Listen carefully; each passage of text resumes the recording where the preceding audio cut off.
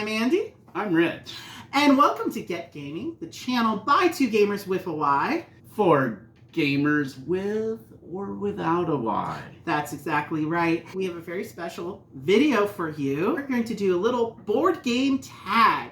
A lot of other content creators have been putting out these board game tags, and it was started by the lovely Jenna Rose from the Board Game Garden. Definitely a channel to check out. Jenna is also on the Foster the Meeple Discord, which is a wonderful community that you should also check out. I'll link it in the description. And so she had a series of questions to kind of get to know her a little bit better, her board gaming tastes, and it's just kind of a general Q&A. But we're going to do the questions almost exactly like how she did them, but I'm going to throw in kind of a bonus extra one at the end. Let's get started with our board game tag. Yay! Tag.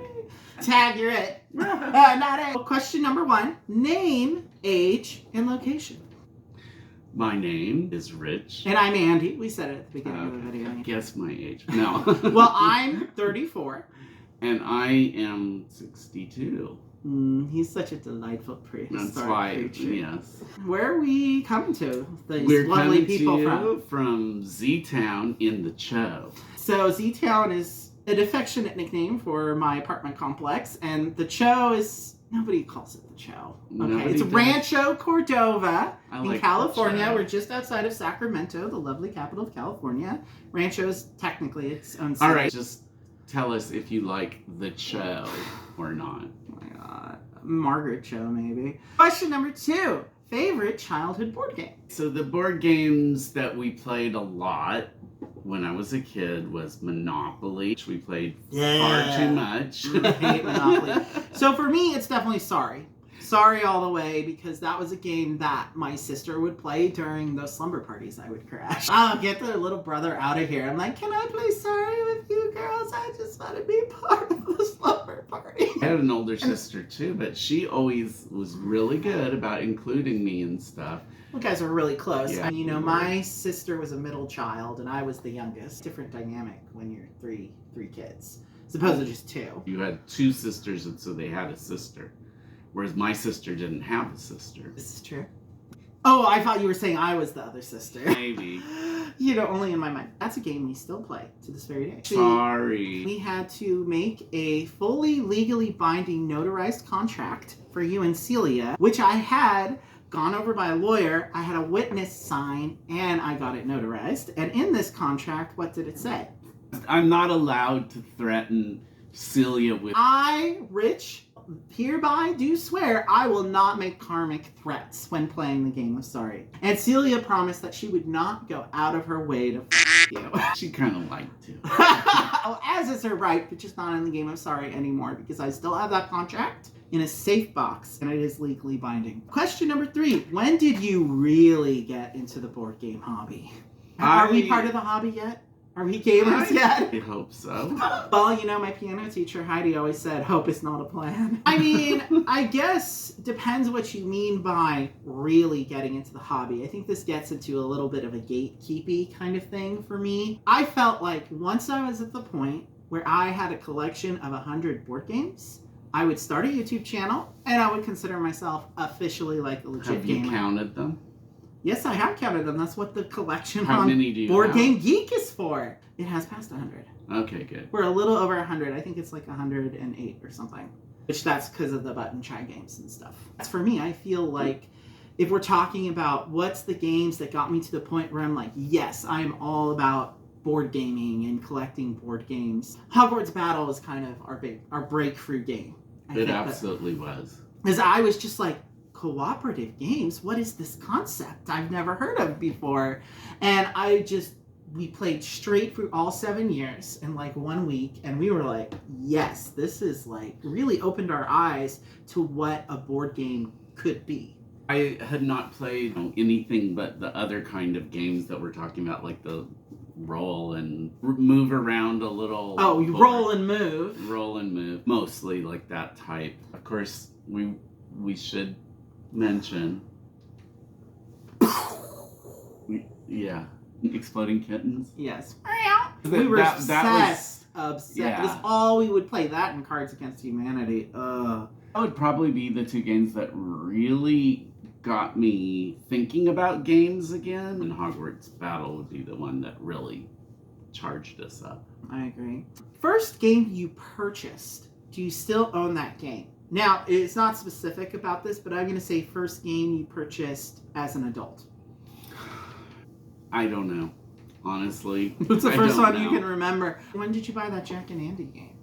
I have no recollection of getting this game. Speaking of games for gay men. Yes, it's not a game that I would suggest as a straight girl to play because it's one of those like sexy games for couples, but it's not just for couples. You can play it up to 4. Well, let's just say that if you play this game as some things. If you do those cards in the second half of the game as directed, it might involve some anatomical equipment that you may or may not possess. No, obviously it's not very well, it could be trans friendly, I guess, Sure. Depending, but it's probably not a game you want to play with people you're not willing to have sex with. Absolutely. It's pretty awful. But I have no recollection of when I got that game or how I got that game at all. What game do you remember? No, I don't. He doesn't remember anything. He doesn't remember any purchasing decisions, and that's the problem. When did you get that Scrabble game, or your backgammon set? I don't know. It's been many. Because when I met you, you had other games. Oh yeah, definitely. He rehearsed this, and so the fact that he doesn't have an answer is very disturbing to me. This was one of the ones that I had trouble with. What was the first game you purchased after you met me? Because my answer, by the way, is Scrabble. Because I've had that Scrabble board since I used to host drunken Scrabble parties, which are exactly what they sound like. Things got a little wild. Let's just say there's a reason I had to actually purchase the official Scrabble dictionary to settle drunken fistfights. Oh, those are the days. So my Scrabble board has a huge wine stain on it. I never noticed that. Well, I actually don't have that copy anymore because my niece and my sister have it. And she's like, yeah, there's still a big wine stain on it. That's how we know it was yours. So I don't still have it, the first game I purchased, by the way. I'm going to say that I don't still have the first game I purchased. But I have no idea. Cards Against Humanity or Exploding Kittens. Was playing Crimes Against Humanity probably a little but also that game is a crime against humanity. That's my opinion, and I don't know. I came across Crabs Adjust Humidity. Oh so yeah, that's like the less bad jokey one. Crabs Adjust Humidity. There's more content, I guess. Okay, what is the next question? You're looking at it too. Hobbies other than board games. I would have said music, except that's what my degree is in, and technically that is also my job. So that's not a hobby. Oh, it could be. Gardening and cooking. We love to cook. Like to cook fancy. I think that's definitely a hobby right there. My roommate is always saying how fancy we cook. Most of my plants right now are still alive. My petunias are going strong. I have a western exposure on my patio, so sometimes the more delicate plants don't always make it through the summer. My aloe's getting big. I need to put it in a new pot. I'm looking at the snake plant right now. Here, I should go get the snake plant. Oh, he doesn't have a name. Let's call him Snakey. Oh, you're such a good boy. He's a little singed around the edges because I had to take him off the patio because, again, it is way too hot. It's really dry. Is this supposed to be I've been watering him. Poor guy. I have a brown thumb, so the gardening is entirely him. I wouldn't say that I have a green thumb, but I would say it's more than black. It's kind of like aubergine. An aubergine thumb? I'm going to take this out and show you guys the other plants in a second. Right. What's your hobby? Astrology? Yeah, I was going to say astrology, tarot. I guess you could call it the occult. We give tarot readings, actually. So if you're interested in a tarot reading, feel free to slide into those DMs. Our rates are very reasonable. What was your breakthrough game? I feel like it's the same question as the earlier one. Isn't it different, though? Because the breakthrough... Well, we said our breakthrough game was Hogwarts Battle. Yeah, I think we answered that one. I think it's Hogwarts Battle, for sure. A theme that always draws you in. Which one? Are we both gamers? I don't know if it's the theme so much as the artwork. I look for a particular kind of artwork, and then, you look on the back of the box, and they'll usually be... Well, you were saying you just want games that aren't like generic fantasy or generic spice trading or whatever. You said, because that's what you said you liked about Smartphone Inc. is that it was a modern, fresh theme that takes place in the modern world. A theme that always draws me in, I like a diversity of themes. Like, I like a game that has a very unique theme. So if it's a theme that's really off the wall and you're like, really, there's a game about that? I'm probably going to be into it. This is a game where you're trying to go up the karmic ladder. So that's a really unique theme. I really like games that are they're just kind of unique in some way thematically. Like Isle of Cats, it's like I'm saving cats from some random island to put onto my boat. That's weird. We got much further with that game when we kind of just gave up on the mythological component. Vash, the horror, the terror, whatever, I don't even know. All I know is those cats are gonna die if we don't save them. Fill that boat! You don't need to... Wall-to-wall pussy! Yeah, so, and if I had to say like a more stock or generic theme that always draws me in, because you're not really into the sci-fi games that much. And sometimes the generic fantasy is kind of like, okay, whatever. Some people really like Disney. Like Jamie is like all about the Disney. I'm still trying to think of a theme that always draws me in. Oh! Dinosaurs or dragons. Oh, yeah. Anything reptilian. We love lizards. We just really wish that we could have a lizard of our own. But we know enough about lizards to know the amount of care that it would take for a lizard. It's an expensive hobby. Well, so has this one. No, that's what I'm saying. How many expensive hobbies can we have? That's right. Favorite mechanism. So this is one Rich is really struggling with. Oh, I just always forget the names of the mechanisms, that's all. For me, I think my favorite mechanism by far is tile placement. If there is any tile placement in a game, I'm there. Maybe worker placement is a close second. I really like Feast for Odin, Iki, Castle of Burgundy isn't worker placement. That's more like dice worker placement. And of course, your favorite, Praetor, the dice worker placement. That's good. What makes the game interesting is not just the mechanism, but like how the mechanisms work together. Right, because especially now, a lot of these games aren't just one mechanism or the other. Now, people are really looking for something that has a unique synergy of mechanisms that all kind of work together, like you're saying. I did like that Smartphone Inc. for that as a number of different ones. Right, because there's that whole card overlapping thing that's kind of cafe-ish. That's where you're great. programming your entire round, basically, the actions you're going to be able to take. And then there's also some area majority control going on in that game as well. And there's the cube pushing, and there's a big economic element to the game, and you're unlocking certain abilities, so there's a little bit of engine building too. Yeah, I would say that. But it's all very streamlined. That sounds like it's a huge hodgepodge of things, but it's like a 60-minute game, actually. Yeah, so it goes pretty fast, and it's not really all that difficult to pick up. You can, we learned it real easily. Yeah. I think the rulebook was really good, and that was part of it. It's one of the better ones, and I like that it has basically a graphic at the top, which just reminds you what every single phase is and what you're supposed to be doing, which is really nice. Please include those if you're a game designer, please. Put it right on the board. And use symbology that's intuitive, because I think often, like with Iki, they did do that on the player boards, but you're looking at it and you're like, what does this all mean? I have no idea what these symbols are supposed to be telling me. Yeah. And you still need to decipher it from the rulebook to even know what it's saying. So it's kind of like, okay.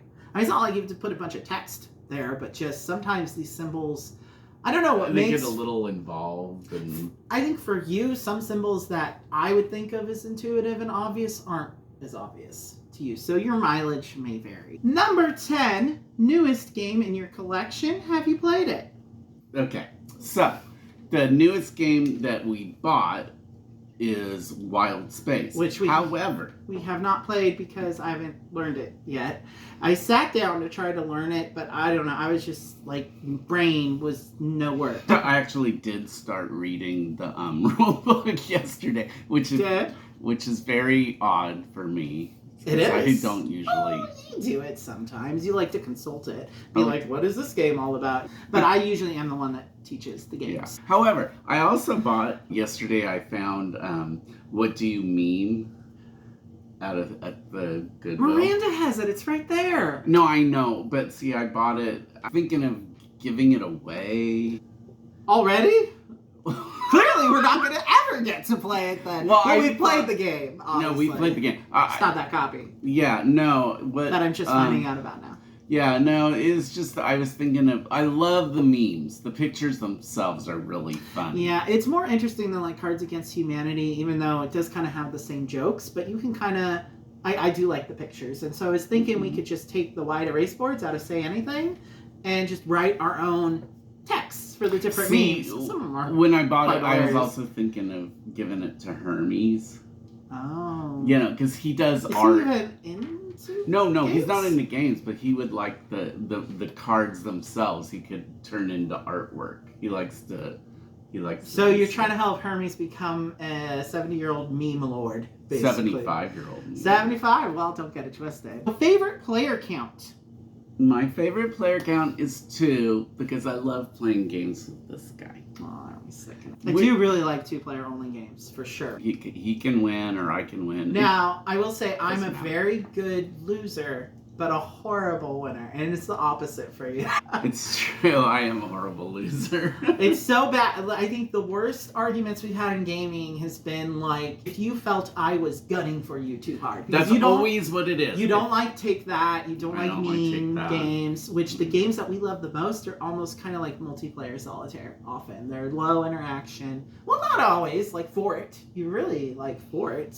So, and that's very kind of your stealing other people's cards. Games where it's just kind of passing through, it's better because like then if somebody takes it, like Fort, if somebody takes your friend, great, you're gonna get another. Well, you didn't friend. play with them, so it's your own freaking fault, man. And you like area control, so when you go into a game knowing it's going to be head to head, I think you handle it a little bit better emotionally.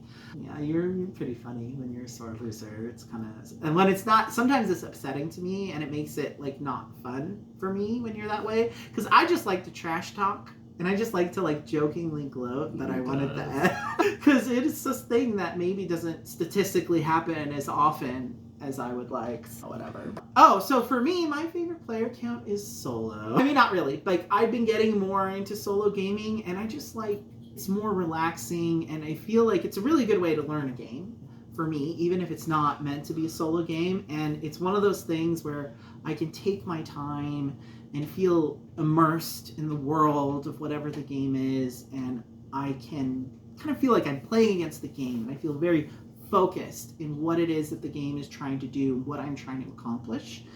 And there's just so many good solo games now. Like, it's really something that I'm really excited about continuing to explore.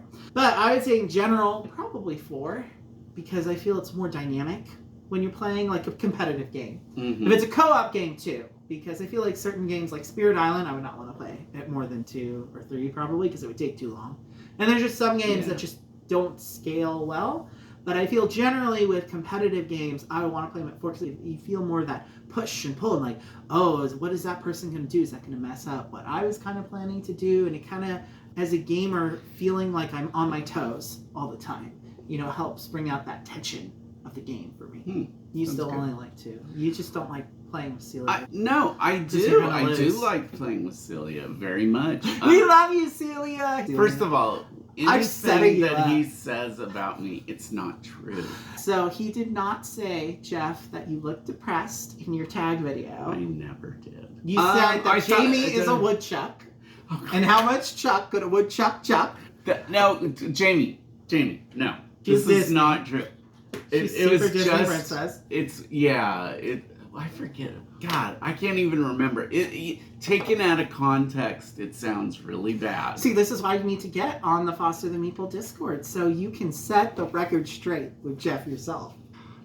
See, he probably did it just to motivate that. That's right. I never said I was a role model. Bravo. That's good. I tried. What is your board game pet peeve? No insert.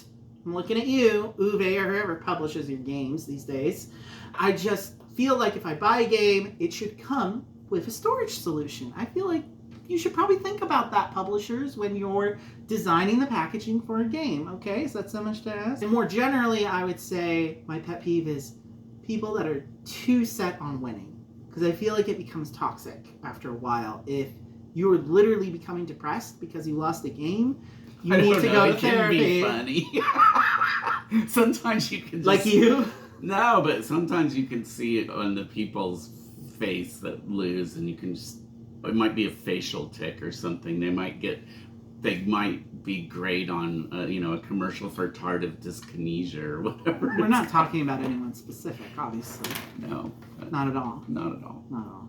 We love you, Celia. If you keep saying it, it's gonna sound contrived. I know. I said I don't want this channel to become just us trash talking Celia all the time, but we really do like playing games with her. She's really good at games. She keeps us on our toes. If you don't know somebody like Celia, you should, because... And she doesn't even like heavy games. That's the thing about it. But if she does play a game, we played a couple maybe more medium weights with her. She's just so good at picking games up like so quickly. Like I'll never hardly win a game like the first time I play it. If I did, it was just luck. But yeah, you really, anytime I play a game with you for the first time, even if it's a game I thought I learned really well, you always win. The first time I do have good beginner's luck, but it's creepy. It's purely luck. Whereas I know in Celia's case, it isn't just luck. Well, she's just super good.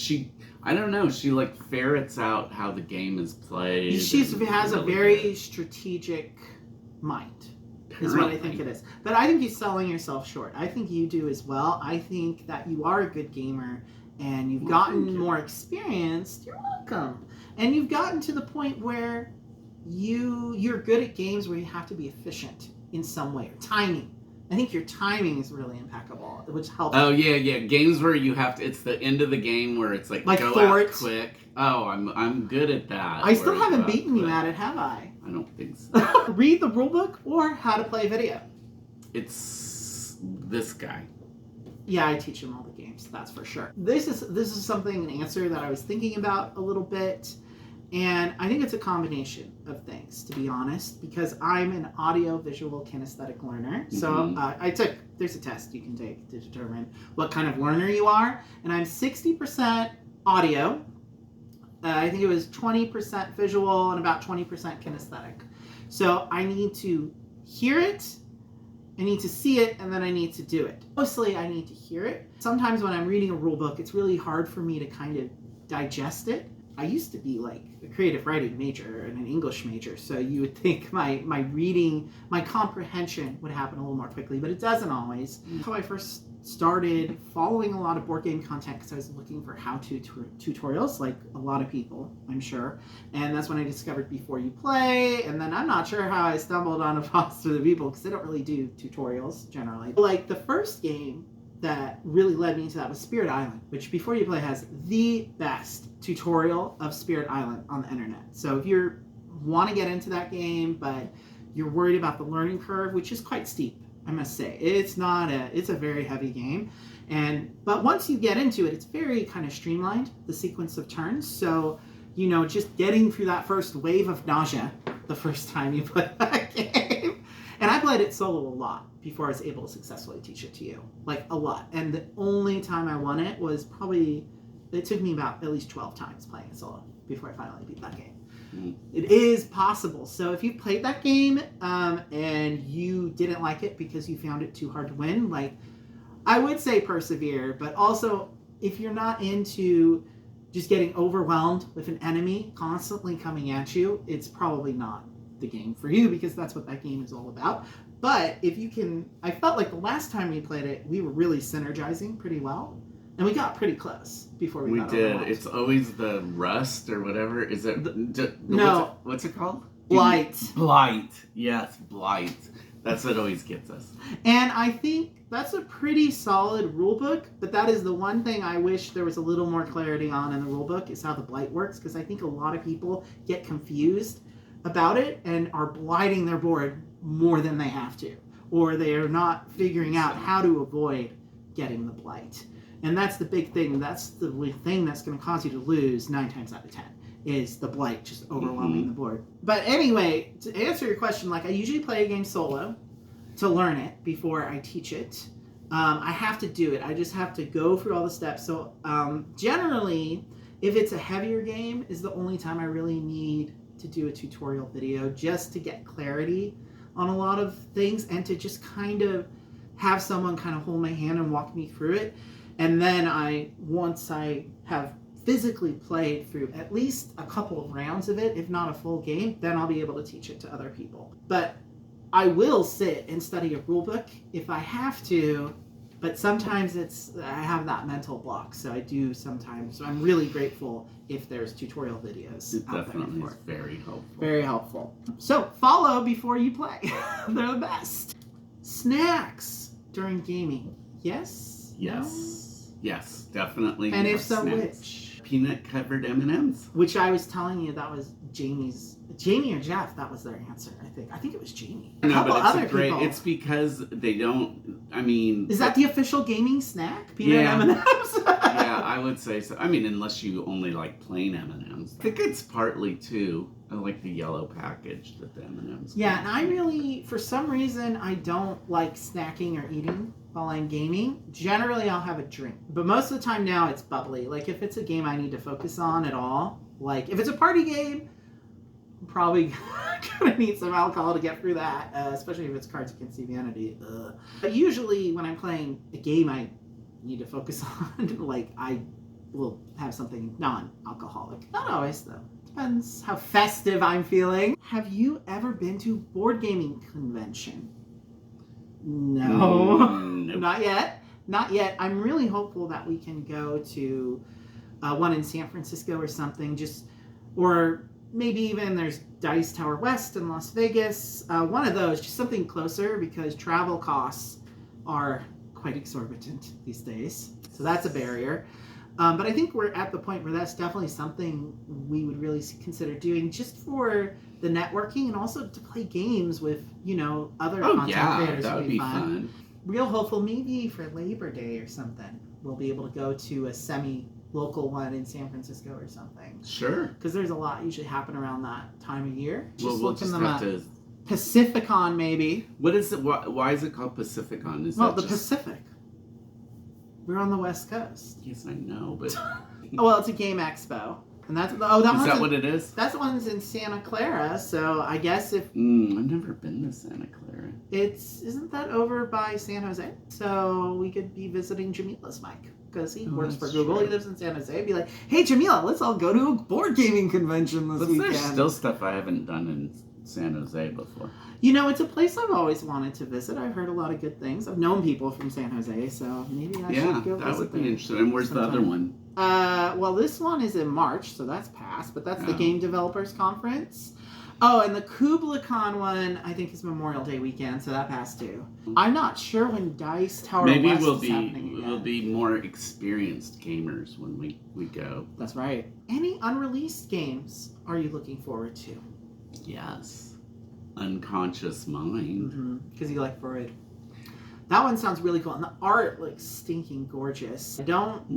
I don't know when the Kickstarter is happening. I think that's still a little TBA, but it's coming, allegedly. I'm trying to keep up to date on that so that because I'm sure we're going to want to back it. And he's never backed a Kickstarter. And I've only backed a couple, like, cheap ones, like Island Alone, which is a print and play.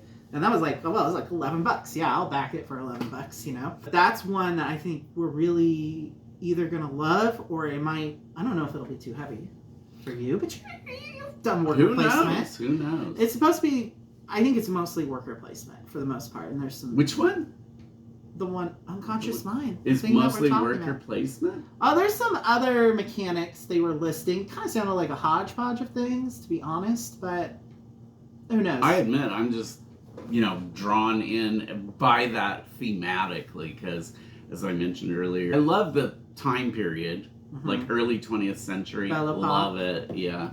Freud, all that stuff, Vienna, wow. Yeah. And I'm looking forward to Stonewall Uprising. which because I'm just so glad that there's now going to be a medium to heavyweight game that's queer themed, because there needs to be more of that in the hobby. I don't really know why there isn't more of it. Well, I mean, there's not that many gay designers, I guess, you know. Apparently there's gay people that are probably busy doing other things. Well, there's plenty of gay gamers. I mean, you know, we're here, we're queer. Get used to it! And I was reading an interview that the designer, Taylor Shess, was talking about, and I'm not sure when this game is going to be released. I think you can pre-order it, but there's no real release date on it yet. And he was talking about his theories for why there aren't more gay board games, and I personally think a lot of it comes down to publishers and designers being worried that it's not going to be family friendly enough, because of course gay people don't have families, right? I think people in general have a tendency to forget the other. You know, they just, if you're white, you forget, oh wait, not everybody is white. If you're straight, not everybody is straight. It's just, it's real easy when you're, especially if you're in some kind of majority, you just don't even think about it usually until it's staring you in the face. So, I mean, if you know somebody who's not white, or you know somebody who's not straight, you know, then it becomes, I don't want to say, it's not like that old stereotype, well, I have a friend who's black, so I can't be racist. It's more like when you actually have somebody in your life to connect to those issues, it becomes more close to home. So it's true. And the difference is it becomes much easier to see through the eyes of someone else in their otherness from you, to get that perspective. And you're like, oh, I never even thought about that before. I'm like, well, that's the exact definition of privilege, that you never had to think about those things before. Games are a really powerful educational tool, and I really think that we shouldn't shy away from these kinds of issues, because this game is literally, it's a 2-player only game, and one person plays as the gay civil rights movement as a whole throughout the decades leading up to Stonewall, and the other person plays as the man.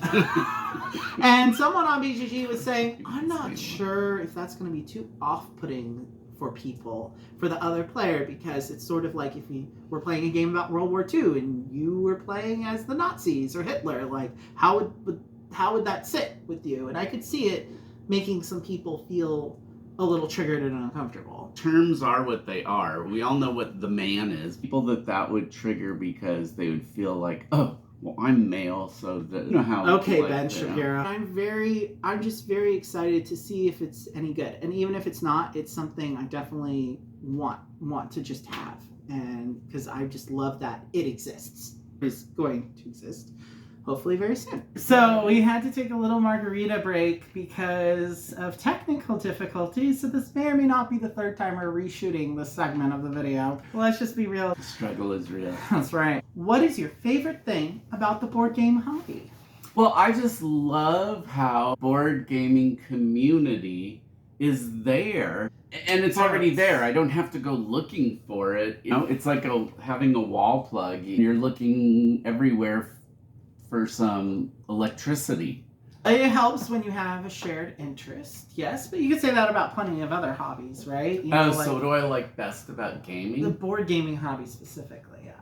It's like art, like going to an art museum or watching a movie, or you pointed out reading a book. Each game is its own unique work of art. And you get to play it and then talk about it afterwards. Art you can interact with, which is really cool because you're engaged with other people in an activity that also stimulates your imagination, right? Overall, it's really pretty good and diverse. The amount of game content is. It's just like I'm overwhelmed by it. It's like, wow. I finally got him to finally look through the top 100 on BGG, and he kind of went down a rabbit hole, and he's like, and I've been saying to you over and over, there's thousands of games out there, and there's 1,000 games released every year, but it finally hit him like a ton of bricks. You know, because you go to game stores and like they tend to have a lot of the same games, but I'm realizing it's that margin. Even if they have 6 or 12 games that are different, you're gonna go and who knows what you're gonna find. We was the last place, and it was like, oh, you were real surprised to see they had something. Viking Hobby which is here in Sac. It's in Carmichael, I believe. Tiny little hole in the wall place. And I was like, I felt their selection was more curated than a lot of places. Even game stores that are like incredibly huger, like many orders of magnitude huger, didn't have as many things I was actually interested in getting compared to that place. And the guy behind the counter was like super helpful. And it's literally one side is like all the models and stuff, so it's kind of half a model shop.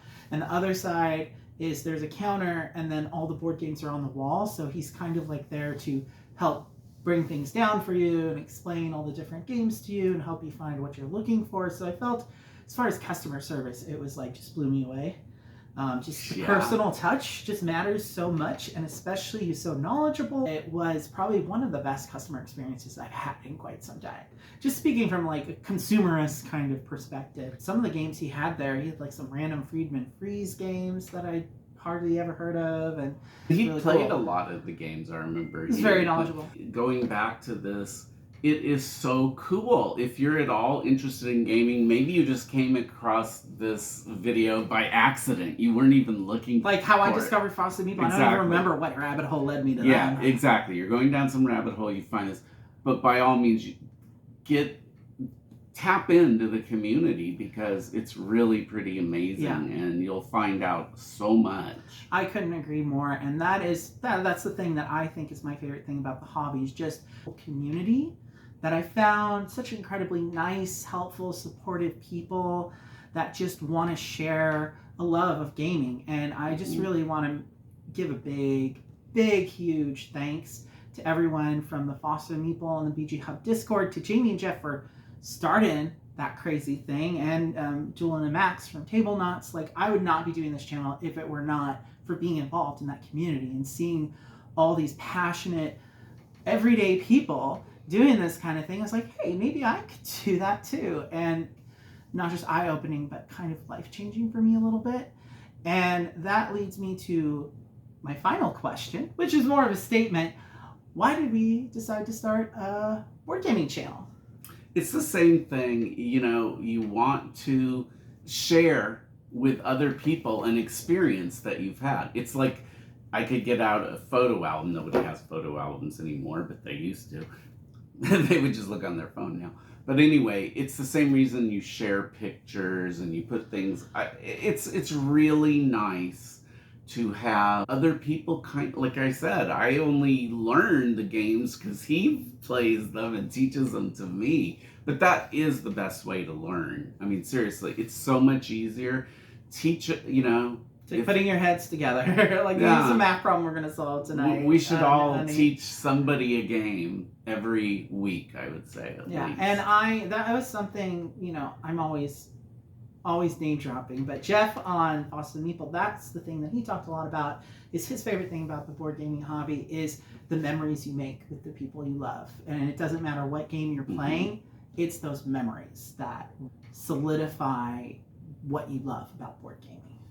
Spending time together and making memories, which I think is a beautiful thing, and I totally agree with it. Other main reason, of course, why we wanted to start a channel is there's not a lot of gay content creators out there. Like, there's some, and the ones that are out there were probably the biggest inspirations for me, like Thinker Themer, who I love, just seeing, or Cavre, just seeing a gay couple putting themselves out there in the space that, again, like I said before about Stonewall Uprising, there's lots of gay gamers, there's not a lot of gay themed games, and there are more gay content creators now, but a few years ago that wasn't really very much the case.